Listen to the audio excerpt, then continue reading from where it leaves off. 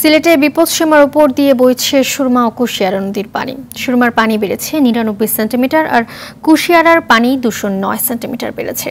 জেলার গোয়াইনঘাট ও কানাইঘাটে নিম্নাঞ্চল প্লাবিত হওয়ায় পানিবন্দী হয়ে পড়েছে এসব এলাকার মানুষ।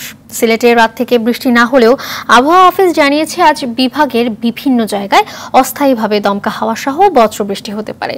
বৃষ্টিপাত ও পাহাড়ি ঢলে সুনামগঞ্জেও বাড়ছে নদ নদীর পানি প্রবেশ করায় প্লাবিত হচ্ছে হাওড় অঞ্চল। এই সময় হাওরে পানি বাড়া স্বাভাবিক হলেও নদী তীরে লোকজন বন্যার আশঙ্কা করছে। সুনামগঞ্জে পানি উন্নয়ন বোর্ডের নির্বাহী প্রকৌশলী মামুন হাওলাদার জানান, পাহাড়ি ঢলের পানিতে সুনামগঞ্জের সব নদ নদীর পানি বাড়লেও আতঙ্কিত হওয়ার কিছু নেই। এ বিষয়ে আরো জানাতে সুনামগঞ্জ থেকে সরাসরি যোগ দিচ্ছেন সহকর্মী বিন্দু তালুকদার। বিন্দু, নদ নদীর পানি বাড়ার বিষয়ে সবশেষ কি তথ্য রয়েছে আপনার কাছে জানাবেন?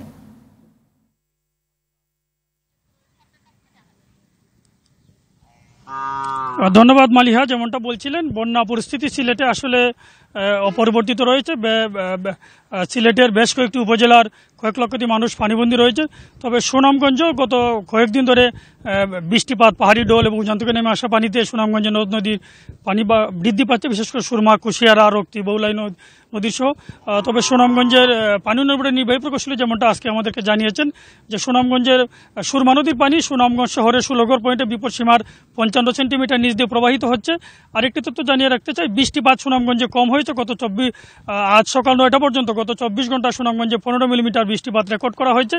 আর একটু সুনামগঞ্জের জন্য একটু খুশির খবর বলা যায় যে আজ আসলে দিনে কোনো বৃষ্টিপাত হয়নি, রৌদ্রোজ্জ্বল আবহাওয়া বিরাজ করছে।